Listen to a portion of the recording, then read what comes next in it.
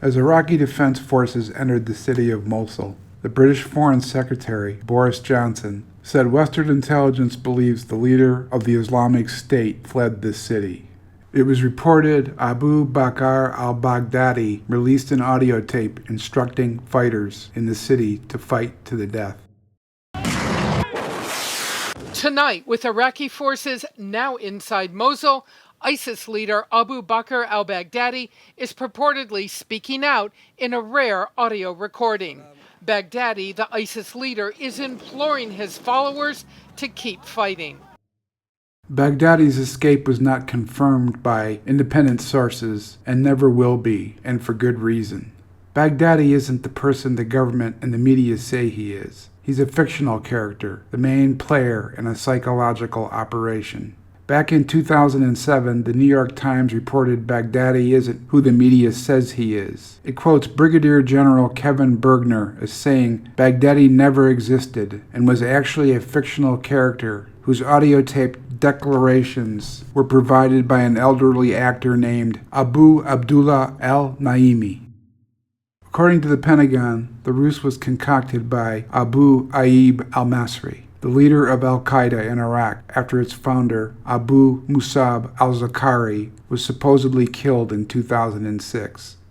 Zakari is also a fictional character exploited by the Pentagon during the Iraqi resistance. Masri also has a sketchy background. He never appeared on wanted lists published by the U.S. military or the Iraqi government, and he was not mentioned in any of al-Zakari's propaganda. He was supposedly killed in 2010. According to the official story, Baghdadi was arrested by American forces in Fallujah and detained at Abu Ghraib and Camp Bucca. Both prison camps are notorious as jihadi universities.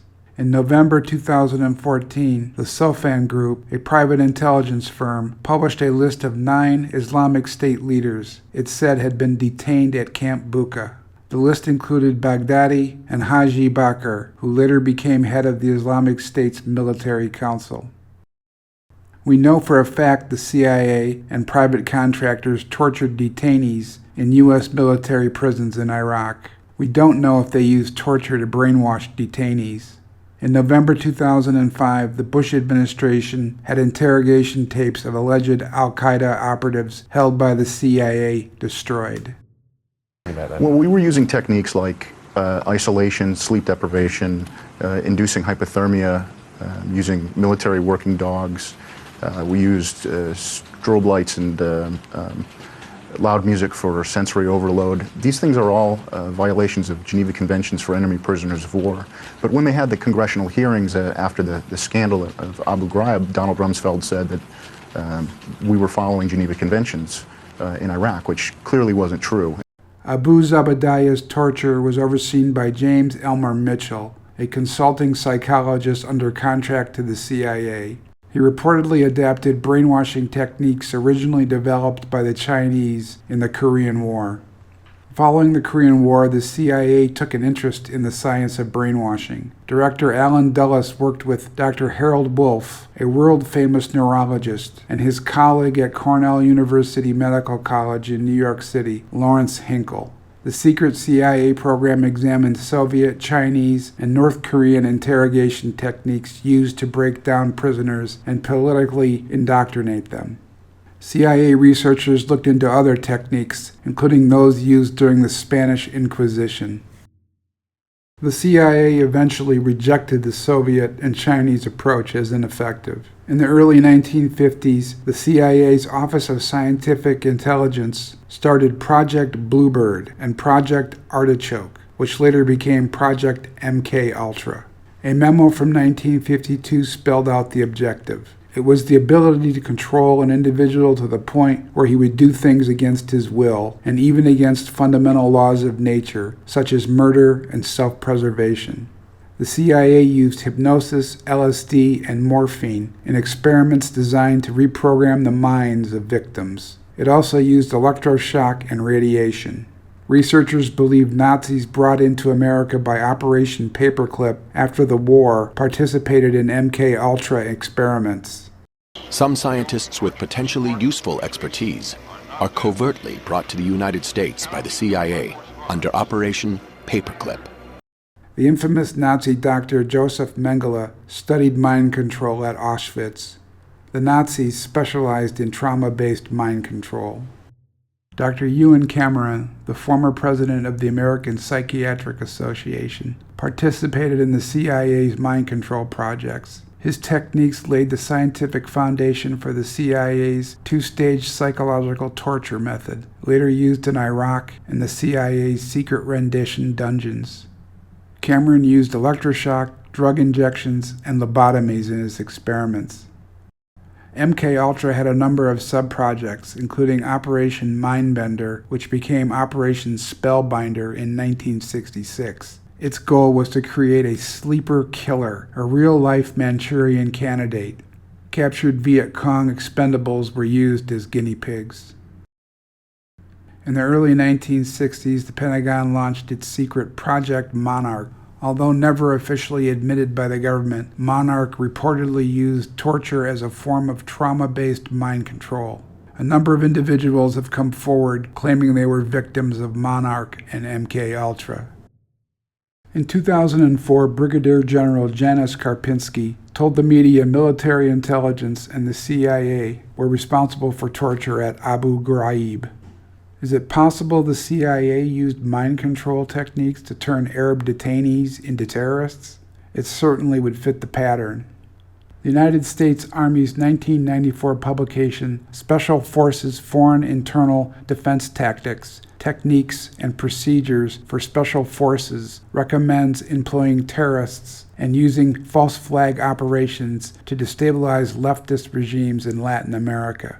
The CIA also worked with NATO to carry out terror bombings in Europe under Operation Gladio.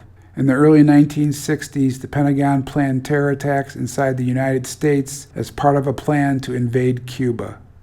More recently, the Department of Justice lawyer John Yoo said the CIA and military intelligence might create a fake terrorist organization to compete with al-Qaeda.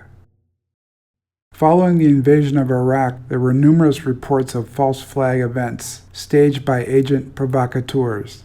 Prior to the invasion, the Pentagon's Defense Science Board initiated the Proactive Preemptive Operations Group, also known as PTOG.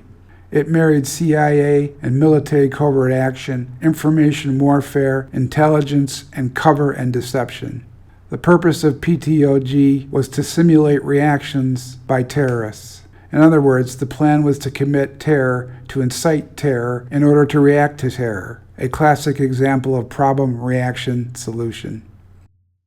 There's little evidence Abu Bakr al-Baghdadi is a military and CIA mind-controlled asset, if he exists at all.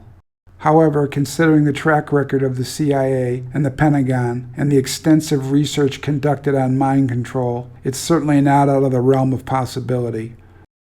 The U.S. tested hundreds of chemicals and biological substances on soldiers, including VX, Taubin, sarin, cyanide, LSD, PCP, and World War I-era blister agents like phosgene and mustard.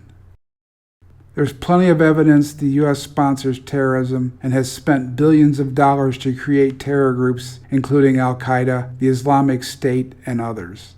Critics of Obama and Hillary Clinton say they created the Islamic State. In fact, the Islamic State was created during the occupation of Iraq as part of a military psychological operation. It's now being used to remove Bashar al-Assad from power in Syria and provide a rationale for expanding the war on terror.